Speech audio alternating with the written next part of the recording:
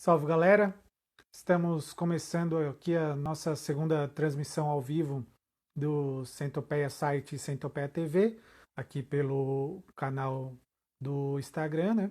E nessa segunda edição nós vamos novamente falar sobre contos literários, né? A primeira edição do Encontrando o Conto, né?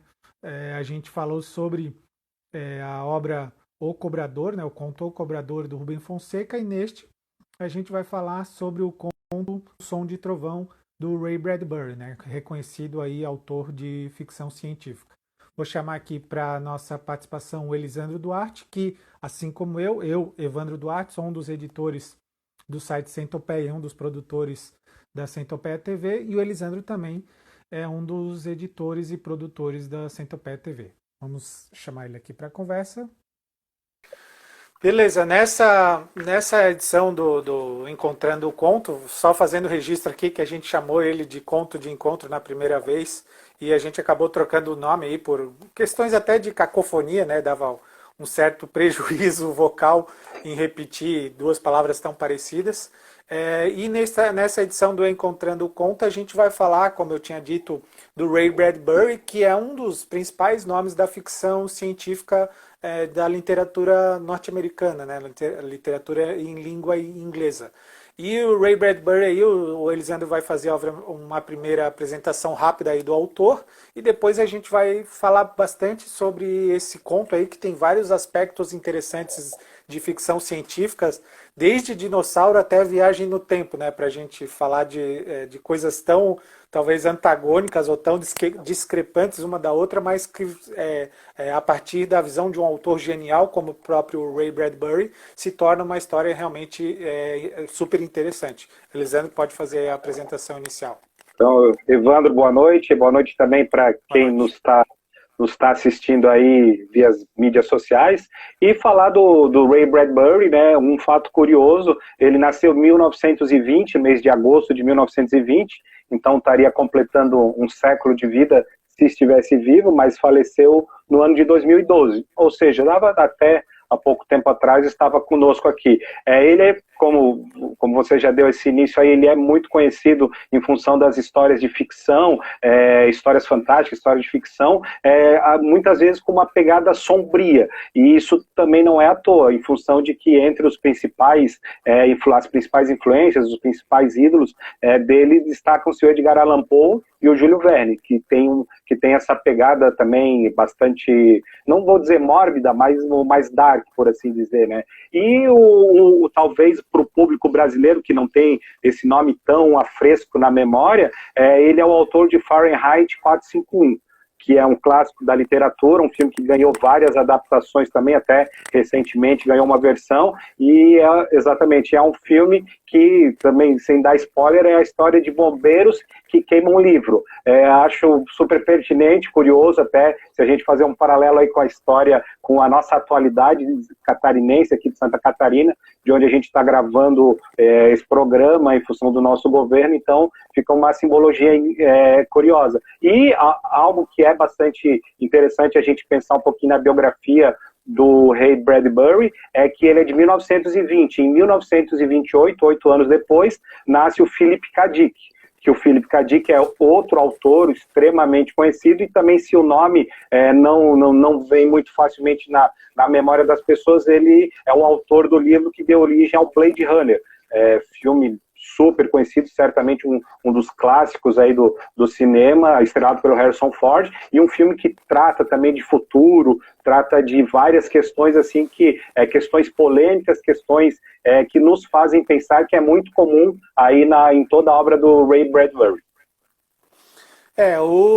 A gente vai falar aqui do conto Um Som de Trovão, e esse conto ele foi publicado em 1952. Mas muita gente conhece ele a partir de um livro que ficou bem famoso do Ray Bradbury, que se chama Contos de Dinossauros. Eu tenho aqui uma edição em português desse livro, né?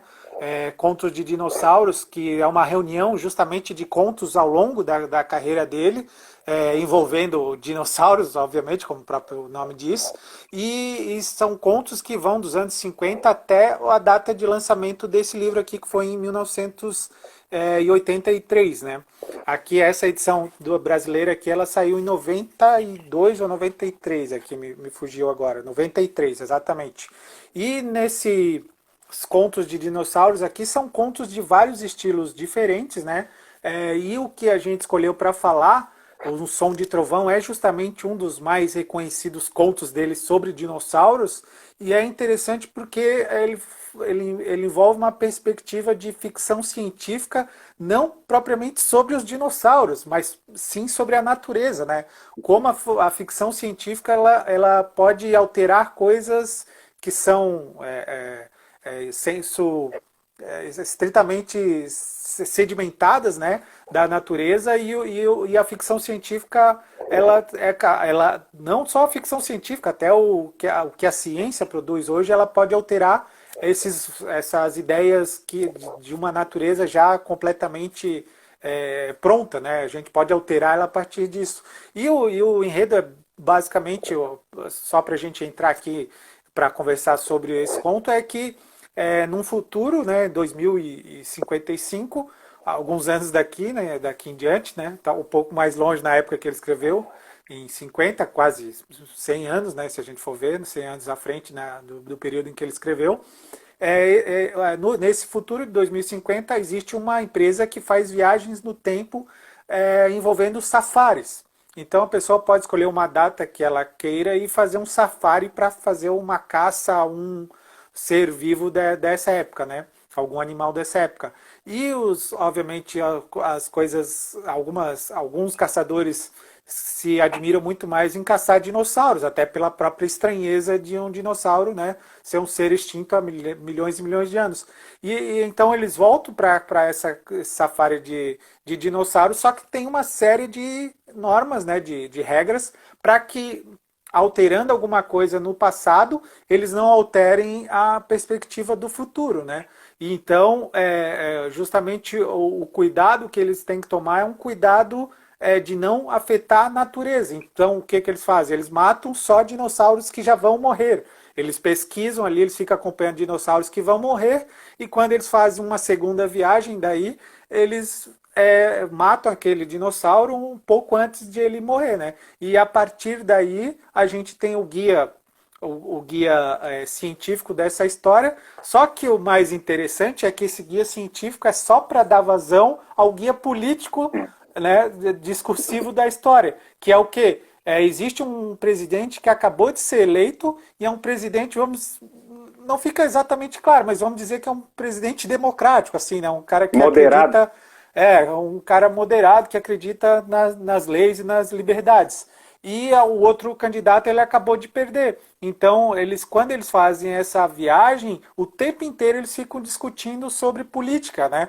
Como a eleição foi uma coisa ali que aconteceu, o resultado da eleição saiu no dia anterior a que eles fazem essa viagem, eles ficam o tempo inteiro discutindo isso. E, obviamente, vai ter implicações aí que a gente vai falar aí ao longo desse período. E só passando a bola aí para o Elisandro de volta, o interessante aqui que o próprio Ray Bradbury, na introdução desse livro aqui, ele cita que esse conto, ele acabou por ser aí um dos primeiros contos ecológicos da história da literatura moderna, né? Porque esse conceito de ecologia, obviamente, ele é um conceito bem recente, né? Não existia até acho talvez nem antes do século XX se falava em ecologia nesses termos que a gente tem hoje de cuidado com a natureza, né? Esses termos envolvendo mais recentemente até sustentabilidade e coisa semelhante. E ele cita justamente isso, assim, ele é um conto, apesar de ser um conto de ficção científica, ele tem um viés altamente político por tratar de um tema tão importante quanto a ecologia. E agora Elisandro, pode continuar a partir dessa narrativa desse ponto, né? Eu só vou voltar um pouquinho na questão de quando ele foi lançado, porque isso realmente é importante no sentido das reflexões que aquele período motivava. Ele foi lançado em 1952, até também fazendo um ganchozinho com a obra do Philip K. Dick, que é o mesmo ano do lançamento do conto O Pagamento, né, da história O Pagamento, que também ganhou um filme com o Ben Affleck, que também é uma história que fala de futuro, fala de implicações do que pode acontecer, o que não pode acontecer, e é bem interessante. Então, em 1952, o que acabou há pouco tempo? Acabou a Segunda Guerra Mundial. A Segunda Guerra Mundial tinha acabado ali alguns anos antes, então se vivia sob esse clima do fim da Segunda Guerra, o que automaticamente dá início à chamada Guerra Fria, que ela tem início mais ou menos ali em 1947, que é a ideia da paz armada, desse eterno conflito, vamos dizer assim, debaixo dos panos que existia entre Estados Unidos e a União Soviética. E também nos Estados Unidos, nessa época, nos anos 50, existia uma onda anticomunista muito grande, né? É conhecida, a gente até estuda ainda que rapidamente na história escolar aí dos anos iniciais, a questão do macartismo, né? Que é esse processo de acusação, que muita gente acabou sendo acusada, até de maneira errada, inocentemente, em função de toda uma metodologia, todo um pensamento que existia de anticomunismo nessa época dos Estados Unidos. Então, esse conto, o Som de Trovão, ele é escrito, né, com essa ideia. Isso tudo isso tudo, aliás, está muito em ebulição quando ele escreve. E eu não tenho a menor dúvida em dizer que se trata exatamente de uma história clássica, de um conto clássico, mas no sentido de quê? De algo que vai ficar. O clássico é aquilo que permanece, aquilo que sempre fica atual. Então, imagino que daqui 500 anos, daqui 1000 anos, as pessoas vão ler essa história e vão perceber como ela está atualizada. E aí eu fiz uma separação assim que eu entendo. A gente pode pensar em 4 formas de entender esse conto muito forte. A primeira é através de ele ser um conto moral, um conto que debate a decisão e as ações e os pensamentos dos personagens, e não só dos personagens, das próprias instituições, como a empresa, a iniciativa privada e principalmente o governo, como ele deixa claro em algumas situações que a gente vai aprofundar isso ao longo desse nosso debate. Tem também esse viés ecológico evidente, que é a questão de pensar a natureza como um organismo vivo que merece respeito, merece ser cuidada, no sentido de que não cuidar da natureza terá implicações para o ser humano, né, enquanto ser agente modificador. Tem também um viés histórico e, ao mesmo tempo, filosófico nessa obra, que a gente pode pensar nesses debates que eles têm. Eles citam figuras, até anotei aqui, figuras como César, Napoleão, Hitler e, logicamente, a própria figura de Deus. Contribui para o caldeirão de referências para essa obra ser analisada. E, por fim, ele não deixa de ser um conto político. Até voltando, lembrando o nosso debate sobre o cobrador do Rubem Fonseca, no programa 1 a gente falou que o Rubem Fonseca escrevia crítica política travestida de histórias policiais. Então, a gente pode ter certeza que aqui é algo muito semelhante. Assim, existe um enredo de ficção, existe uma história de viagem no tempo, de mundo dos dinossauros, algo fantástico, mas uma forte pegada crítica e objetiva para se falar do que se vivia e das possibilidades do que a política pode fazer com a sociedade. É interessante que esse lado político que tu citou ali, que ele cita nomes de grandes, alguns grandes nomes e alguns grandes ditadores, né, da história. Ele cita também, ele faz referência a isso porque basicamente tem 2 personagens centrais, né, que é o cara que quer fazer o safari, né, uma pessoa comum que quer fazer o safari, que é o Eccles, e tem o Travis, que é o grande cara que faz esse safari, que leva essas pessoas, né, o guia, né, que leva as pessoas para justamente matar os dinossauros, lá, caçar os dinossauros. E nessa conversa entre eles ficam falando longamente sobre política, né? Assim, esse Travis, ele tem trechos assim ele dá discursos assim que são vários parágrafos, né? Falando das implicações de uma pessoa alterar o passado, invadindo a natureza, né? Agredindo a natureza de forma desregrada ali. E ele fala justamente aqui, nessas primeiras conversas aqui, eles falam que justamente se o outro candidato lá que eu falei acabou de ter uma eleição, né? E se o outro candidato ganhasse, teríamos o pior tipo de ditadura. Ou seja, ele já está implicando, olha só, fica de olho nisso aqui, aquela famosa seria quase uma isca, mas um tipo de um easter egg aqui, né? Para usar um termo bem atual, para o autor, para a gente ficar sabendo aqui, ó, isso aqui tem algum sentido. Por que eles estão falando tanto de política, já que se trata de um safari aos dinossauros, assim, né? E é interessante também que, seguindo essa linha aqui, ele fala que se esse cara ganhasse, né? Se esse ditador aí ganhasse, algumas pessoas iam querer voltar para viver em 1492, né? Que é justamente a época da descoberta da América, ou seja, eles queriam, sei lá, voltar para um tempo tão primitivo em que a civilização, apesar de ter evoluído tanto, chegou de novo num estágio regressivo, né? De civilidades, por assim dizer, né? Voltando, como tu falou, sempre a gente faz essa comparação aos tempos presentes, né? Como a sociedade acabou virando tão intolerante, né? Ao ponto desses conceitos aí de falta de liberdade ou até de ditaduras em determinados locais está em voga, né? E esse debate aqui ele vai pelo viés político e o viés da natureza, o ecológico, porque daí já entrando aqui um pouco também de volta ao conto, eles têm uma esteira flutuante no passado na qual eles não podem pisar fora, né, dessa esteira, porque se eles pisar fora eles podem matar por exemplo, ele cita aqui um camundongo.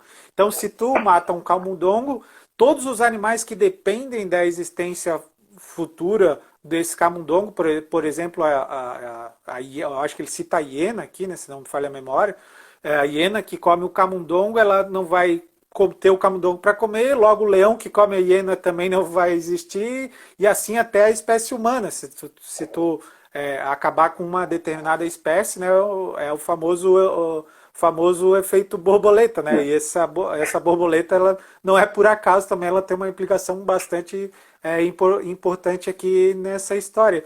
E antes de voltar aí para passar para o Elisandro, eu acho interessante aqui que o, eles têm uma preocupação ali na empresa também de seguir essas regras, porque eles podem ser o governo pode vir para cima deles cobrar algum tipo de implicação. Ó, vocês fizeram coisas erradas lá, então a gente vem aqui, a gente vai acabar com a licença de vocês da coisa. E ele cita aqui que eles têm que pagar propina para o governo para ter essa licença liberada. Então tu já vê que a própria implicação num outro viés, o viés da ficção científica, ela existe aqui, né? Assim, alterar o tempo não é uma brincadeira qualquer, assim. Então, no mínimo, tu vai ter que pagar uma multa financeira se tu alterar o tempo. Assim, veja a loucura que é o entendimento de um governo sobre um aspecto tão grave aqui do empreendimento comercial como a viagem no tempo, né? É uma gozação, evidentemente, mas é interessante ver como essas relações políticas, elas permeiam todo o texto dele aqui na ficção científica e de forma bastante sutil, né? Ele, em momento algum, ele fica tentando tomar posições políticas nesse sentido justamente do panfleto. Assim, não, temos que seguir esta linha aqui e tal. Ainda que o Travis, né, que é o cara que dá esses longos discursos, ele faça isso, mas o Ray Bradbury aqui, o autor que narra essa história em terceira pessoa, ele não toma esse partido discursivo, né, de um viés político assim. Isso é bacana, né, porque nesses tempos atuais parece que é uma necessidade das pessoas terem que demonstrar o seu lado político a todo momento, assim, e a gente também pode entender que elas podem fazer isso na arte sem ser explícitas ou sem ser, sei lá, demagogas no sentido em que aquilo não vai corresponder aos seus personagens, né?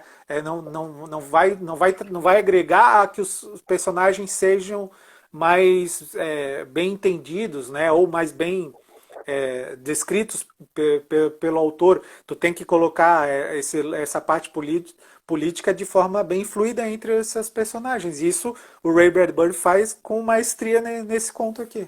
Uhum. E isso é muito interessante, isso é um dos aspectos mais bacanas dessa obra, ele falar justamente essa coisa do serviço ele ser algo legalizado, mas no sentido de que é necessário tomar uma série de precauções para não dar problema. E aí é claro que a gente, quando eu li isso, logicamente eu tentei assim, personalizar um pouco a ideia e tirar a figura do Estado, assim, enquanto entidade, e pensar na figura de um gestor público, assim. Ele chega alguém, apresenta essa ideia para ele da viagem no tempo e ele pensa o seguinte: não, pode até ser que dê um problema que acabe com a humanidade ou que faça com que eu não vá conhecer a minha esposa ou não vá conhecer minha mãe ou os meus filhos, mas mesmo tendo a possibilidade disso acontecer, vamos legalizar e vamos possibilitar um jeito de ganhar um por fora, assim. Então, quer dizer, isso, de fato, é uma crítica muito inteligente, assim, muito, muito irônica mesmo no processo, né? Se a gente, sei lá, fazer uma relação, de repente, com o Brasil que a gente está vivendo, a gente está passando... por exemplo, todo esse processo, vamos pensar um pouquinho agora nesse nosso pacto, quanto muitas pessoas estavam sendo presas pela Lava Jato, muita gente continuava operando os sistemas da Lava Jato. Então, quer dizer, é quase que uma coisa que ela auto se alimenta, assim, e não existe um nível, não, nesse ponto a gente não passa, né? Acho que a ideia do autor é muito bacana nesse sentido. Vamos viajar no tempo, podemos acabar com a humanidade, vamos embora, desde que a gente esteja ganhando por fora aí. É interessante ir afinando essa crítica. Eu até fiz uma pesquisa também, vou citar uma frase daqui a pouquinho. É muito interessante o fato de ele ser um escritor de ficção científica, ter ficado famoso por escrever ficção científica e criticar de maneira tão forte a questão da tecnologia, que basicamente a ficção científica existe porque temos tecnologia, ou porque a tecnologia vai caminhar. E ele critica justamente essa ideia de uma tecnologia feita sem nenhum tipo de fiscalização decente, de alguma análise que realmente que o Estado verifique se o que está sendo feito pode ou não ter alguma implicação. E aí eu fiz um estudo, até uma pessoa que eu leio bastante, que é o Elon Musk. O Elon Musk aí é o CEO da Tesla e de vários outros projetos, assim, tem uma frase dele que eu destaquei, que é o seguinte: ele fala: a inteligência artificial ameaça a existência da nossa civilização. Uma frase que ele deu aí em algum dos seus discursos, né? E para a gente ver como isso, uma frase dele, essa frase atual, como isso conversa, como isso dialoga com essa ideia que o Ray Bradbury passava nesse conto, de como, sem pensar a tecnologia, entender as suas implicações, entender de que forma ela pode caminhar, como é necessário esse estudo para que a humanidade se desenvolva, né? Que existam limites e se pense ela de uma maneira positiva, assim. Então, realmente, acho que essa crítica tanto da tecnologia e do Estado, assim, quanto o poder constituído, são fantásticas, né, nesse conto. Eu só queria aqui fazer um registro ali que eu falei de hienas, mas na verdade ele cita raposas aqui, que são os animais que comeriam os camundongos, só para ficar aqui esclarecido. Nesse desenrolar aí do conto, eles voltam ali pro passado e vão caçar de fato ali os dinossauros, né? Então eles estão lá, ele tem aquela esteira, tem as vestimentas, eles respiram dentro de um oxigênio para não alterar o oxigênio, para não alterar o meio ambiente do local. Trazer Então eles vírus, isso, eventualmente. porque obviamente vírus que existem, né, nos tempos atuais não existiriam naquele tempo dos dinossauros. Inclusive aí há uma teoria de que justamente uma das teorias para a extinção dos dinossauros é que o nível de oxigênio dos compostos que existiam no ar justamente é que permitiram justamente os dinossauros e obviamente toda a natureza que era gigante, né, as plantas eram gigantes, os insetos eram gigantes, então toda aquela concentração de um determinado gás é que foi permitido que existisse aqueles animais tão grandes assim. Então, se tu altera a natureza daquele ponto, se tu coloca alguma coisa que não existia ali, obviamente aqueles animais deixam de existir, né? Então há um complicador aí de realmente com isso, com um aspecto bastante científico por trás disso, né? Quando eles vão caçar o dinossauro, eles vão caçar justamente qual? O Tiranossauro Rex, né? Não iam escolher um dinossaurozinho ali pacato, né? Um herbívoro, assim. Então eles vão atrás do dinossauro Rex, e quando esse dinossauro Rex aparece, ele cita que o dinossauro chega e uma das primeiras coisas que eles escutam é um som de trovão, que é o título, obviamente, do conto, né? E esse um som de trovão, ele se repete duas vezes, né? No início e mais ou menos na metade e no fim do conto. E também ele cita trovoadas, coisas assim ao longo referências ao trovão ao longo da história. E é interessante aqui que eles escolhem justamente o Tiranossauro Rex, que é o ser mais poderoso daquele período, né? Ou pelo menos a nossa ideia sobre os dinossauros criou com o Tiranossauro como o ser supremo ali daquele tempo, ainda que pudessem ter existido os seres ainda mais poderosos que ele, né? Não sou estudioso de dinossauros para fazer essa afirmação, mas o inseto que justamente causa todo o problema na história é uma borboleta. Então, ele faz esse contraponto entre o ser mais poderoso da época e talvez um dos mais sutis que existiam naquele tempo é justamente a gente entender que não é preservando só coisas importantes que é interessante, né? Não, tu tem que ficar de olho em tudo, porque um mínimo detalhe num contexto desses pode alterar totalmente o sistema. Hoje em dia a gente vive aí uma grande preocupação em razão das abelhas, né? As abelhas, além do mel, que é uma coisa bacana, né? Um alimento interessante para a humanidade, mas além do mel e de todos os seus derivados, elas são talvez uma das maiores polinizadoras da Terra, né? Então, se as abelhas se extinguem, que é um inseto minúsculo, né? A gente pode perder quantidade de espécies de plantas inimagináveis, né? Então, essa dicotomia entre o tiranossauro e a abelha e a borboleta da história, ela é mais um dos momentos em que eu acho que o Bradbury ele tá pisando, ele sabe exatamente por onde ele está pisando, né? Se ele tivesse voltado no tempo, ele estaria pisando na esteira, obviamente. Essa borboleta, justamente que esse Eccles, né, o cara que vai lá fazer o safari, que se desespera ao ver o tiranossauro, ele não acredita que ele é capaz de derrotar aquilo e tal, ele fica desesperado, ele volta correndo por um motivo ou por outro lá, tá meio embaçado o clima, tem neblina lá, névoa, ele pisa fora da esteira e mata e acaba pisando em cima de uma borboleta, né? E justamente esse lado dele de um ser humano desesperado em relação a uma espécie da natureza muito mais forte do que ele é que causa todo esse problema, né? Então eu acho que a grande diferença e essa fascinação pelos dinossauros é isso, é que a humanidade ela tem um fascínio pelos dinossauros porque ela imagina uma espécie totalmente incontrolável se colocada lado a lado com o homem, né? A gente consegue domar um leão, um elefante, todas as espécies praticamente que existem aí, talvez menos os vírus, né?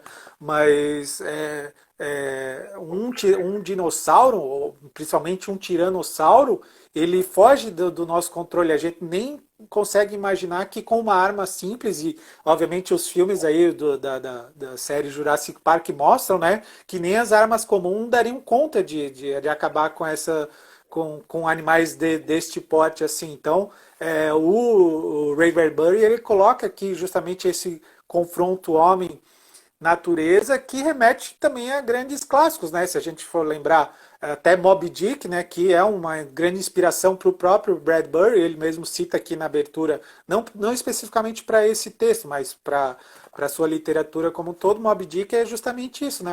É uma caça a um ser muito mais poderoso, né? Uma baleia na história, né? E o capitão Ahab lá, ou Acabe, dependendo da tradução, ele vai atrás dessa baleia porque ele quer ter uma vingança em relação a ela, porque ela tirou uma parte ali do corpo dele e ele quer se vingar. Então, essa apreensão em relação ao poder da natureza também é uma marca bem característica, eu acho que até de todos os contos dos dinossauros desse livro aqui, mas principalmente nesse aqui, porque ela altera totalmente a realidade, né? Sem entregar acho que as pessoas já mais ou menos entenderam o que acontece no final, né? Mas sem entregar claramente o que acontece no final, quando com a realidade totalmente alterada por eles a partir desse estrago que o cara faz no passado ao matar essa pequena borboleta, e daí esse termo efeito borboleta, né? Uma coisa mínima. Também se diz, o bater das asas de uma borboleta na América pode provocar um furacão na Ásia e tal, né? Tem essa brincadeira assim. Mas enfim, todo esse combate entre homem e natureza é uma coisa marcante de vários textos da literatura e não poderia deixar de ser também nesse texto aqui, ainda que seja com uma espécie que obviamente os homens nunca tiveram contato, né? Pelo distanciamento de milhões e milhões de anos.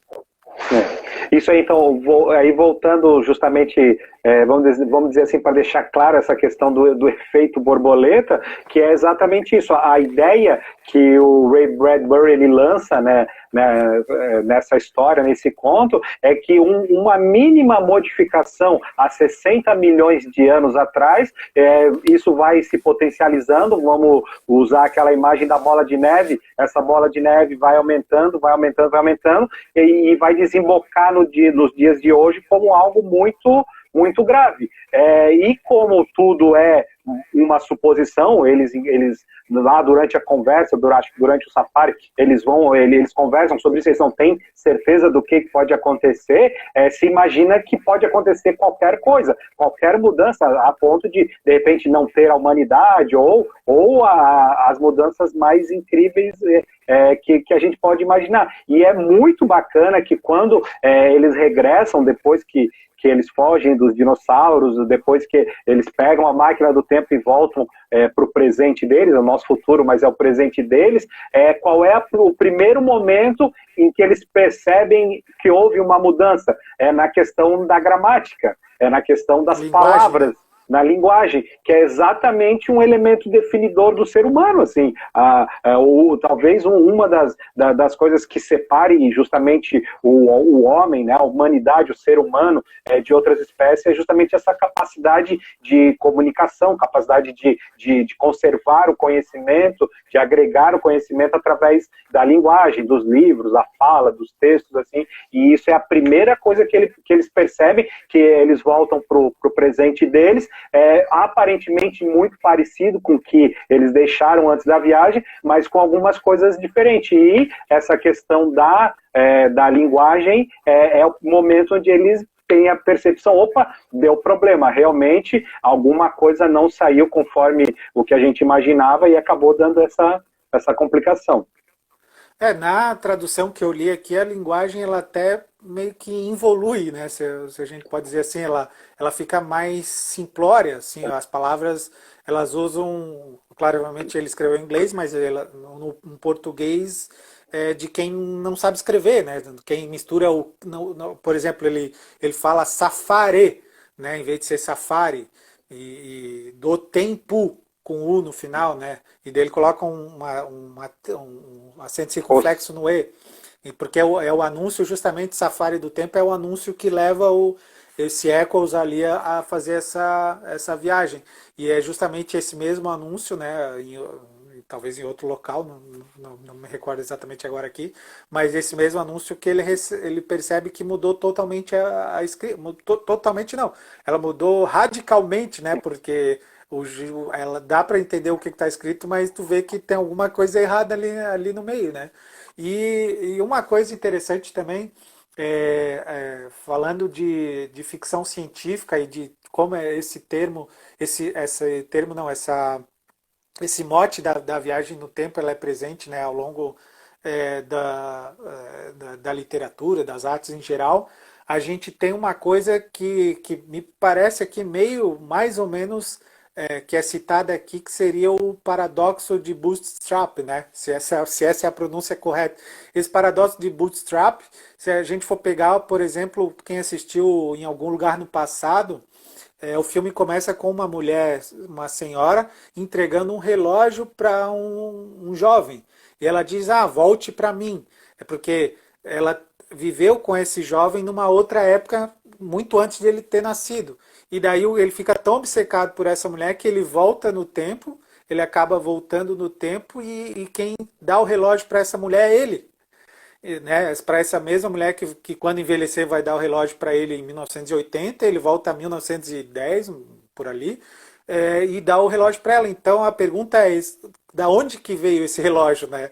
Esse relógio ele existiu além deles, não teve um dono original, ele é um item que fica meio que circulando. E eles citam aqui de forma mais ou menos assim, porque quando eles vão fazer a viagem no tempo para o safari, eles perguntam assim, não, a gente pode já saber como se esse safari deu bom ou deu ruim. Se a gente teve êxito no safari, se ninguém morreu, eles até falam aqui, a gente pode saber se ninguém morreu ou não. E daí que entra aqui, daí uma das complicações que o autor ele tem que meio que se precaver, né, desses paradoxos inevitáveis de quem lida com essas histórias de viagem no tempo. Ele diz o seguinte, não, esse momento, não sei se você sentiu na viagem, lá eles estão dentro lá de, sei lá, de uma cápsula lá que viaja no tempo, não sei se você sentiu um solavanco. Esse solavanco foi exatamente a gente passando por esse momento, ou seja, a gente não tem como saber como a gente vai, o que a gente fez nesse momento aqui. Então, assim, não dá para ter dois de ti naquele mesmo momento, né? Seria talvez aqui a única regra mais explícita aqui nesse viés mais científico aqui do Ray Bradbury. Então ele evita que esse paradoxo temporal, que quem lembra dos seus do De Volta para o Futuro, né? O Dr. Brown sempre fala que o paradoxo pode acabar com todo o espaço-tempo, né? Acabar com o universo.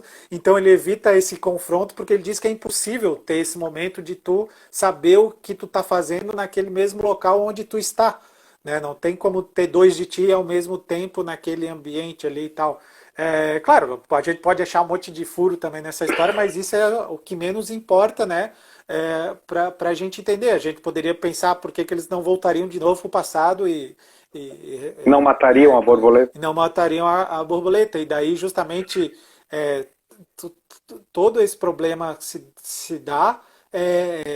A última coisa que o Travis escuta no futuro é um som de trovão, né? Que a gente não sabe se é exatamente o fim dele, né? Da existência dele, se ele foi exterminado ali pela equipe ali, ou pelo Travis ali e tal, ou se realmente é o som do apavoro, né? O som da modificação da realidade a partir de um descuido com a natureza, né? Que obviamente aqui eu acho que o mais interessante mesmo dessa história, talvez até como o próprio De Volta para o Futuro 1, né, o primeiro filme, é que a viagem no tempo ela é só um pretexto para discutir coisas muito mais interessantes, né?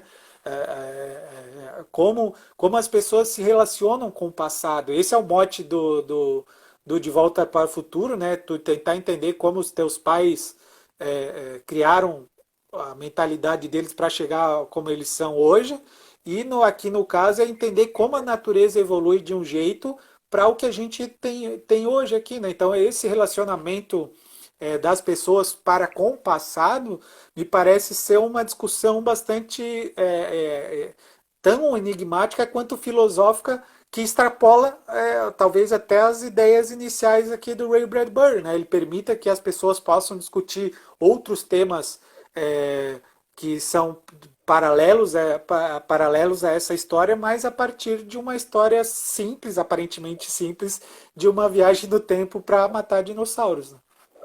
E então, dando continuidade, até na realidade eu também ia citar a questão do De Volta para o Futuro, que realmente tem essa questão, ainda que bem sutil, assim, a questão do efeito borboleta também fica claro, né, que ele precisa evitar que as coisas não aconteçam para que ele exista no futuro, porque é a história, se a mãe e o pai não se encontrarem, não se apaixonarem, não tiverem filho, a pessoa não nasce no futuro. Então, essa discussão. E aí, nesse sentido, eu queria citar mais dois filmes aí que ampliam um pouco o debate de maneira diferente. Um é o Efeito Borboleta, filme de 2004, que apesar de ser estrelado pelo Ashton Kutcher, é um filme relativamente interessante, porque ele aborda um ponto central que tu comentou pouco tempo atrás, que é o seguinte: não tem a ver as mudanças simplesmente com algo grande ou algo pequeno. Qualquer mudança, ela vai ser potencializada e ela vai ter um valor grande no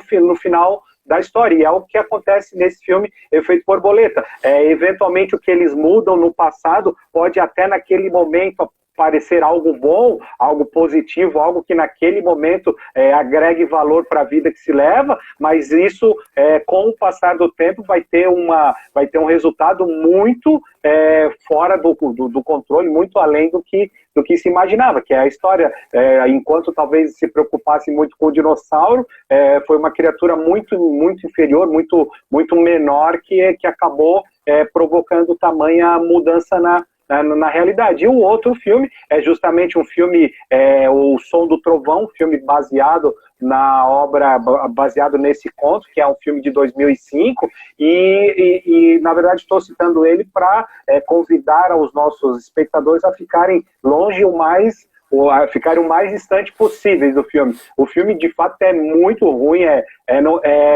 tudo dá errado, os efeitos especiais são primários, as atuações são tristes, é um filme de péssima qualidade. Ele é interessante por um único motivo. Um dos personagens é o Ben Kingsley. Ben Kingsley é um ator bastante conhecido, renomado, ganhador do Oscar pelo filme Gandhi, é um ator de muito prestígio. E vale a pena a gente assistir, quem quiser, quem se arriscar a assistir o filme, de perceber como grandes atores também se metem em marcas furadas, assim, se metem em projetos trágicos, assim, e de fato o filme Som do Trovão de 2005 é terrível, 1000 vezes, 1 milhão de vezes ficar com o conto, ficar com a obra original, que o resultado é muito mais positivo. Então, encerrando aqui mais essa edição do Encontrando o Conto, obviamente, só fazendo uma referência aqui, eu tô com a camiseta aqui do Einstein, né, a foto famosa dele com a língua de fora, obviamente com óculos aqui inexistente, foi colocado depois. E o Einstein, justamente, ele foi o criador da teoria da relatividade, né? E a teoria da relatividade, ela é uma das grandes invenções da física, das leis da física, que justamente ela aborda justamente esse problema do espaço-tempo, né? Como alterando uma coisa e como o tempo é relativo para determinadas pessoas em posições diferentes, né? Só que pelas leis da física a viagem para o passado ela é impossível. Tu pode até acelerar o tempo, né? Tu pode chegar no momento em que as coisas ainda vão acontecer se tu tiver, por exemplo, uma máquina que acelera, que te leve à velocidade da luz. Então, tu pode manter a tua idade e as pessoas aqui vão envelhecendo, e quando tu voltar para a Terra, tu vai ter a mesma idade e as pessoas vão envelhecer. Então, de certa forma, tu avançou no tempo, mas tu não viajou, né? Tu não pulou de um ponto ao outro, como o filme ali do De Volta para o Futuro faz, né? De simplesmente tu tá aqui no exato instante seguinte, tu já tá em outro lugar do tempo, e como o próprio conto aqui do Som de Trovão faz, né? De ter um deslocamento no espaço-tempo imediato, né? E então, fazendo esse registro aqui, ao Albert Einstein aqui, eu acho que é um bom jeito para a gente encerrar essa live e fazer sempre os nossos convites para visitar as nossas redes sociais, nossos sites, né? O Centopeia Site, que o endereço é www.centopeiasite.wordpress.com, e também pode encontrar a gente tanto no YouTube, basta procurar lá por Centopeia TV, e no Spotify também tem os nossos podcasts, né? No Spotify é só entrar e procurar por Centopeia Falante, que é o nome dos nossos podcasts. Então, eu faço aqui o convite aí para justamente visitar os nossos sites e acompanhar futuramente aí as nossas novas lives aí discutindo sobre contos de autores nacionais e internacionais. Elisandro quer fazer um... Com certeza, aproveitar e mandar um abraço para todos os nossos espectadores, em especial para o Anderson, meu grande amigo, meu padrinho, nos acompanhou na primeira edição, está nos acompanhando na segunda edição desse programa também, e convidar também que os nossos espectadores aí convidem os seus conhecidos, seus familiares, seus amigos, para acompanhar os nossos debates aqui. Quem quiser sugerir contos, pode entrar nas mídias sociais do Centopeia e indicar contos aqui, que a ideia é que realmente esse espaço ele seja bem democrático, assim, que a gente possa tratar de assuntos variados, temas variados, sempre encontrando pontos e percebendo que muito além da história propriamente dita, os contos permitem que a gente debata política, debata a sociedade, debata a história, filosofia e todos esses assuntos, assim. Então, com certeza a gente se vê brevemente. Beleza. A gente fica por aqui e volta no próximo Encontrando o Conto. Até lá.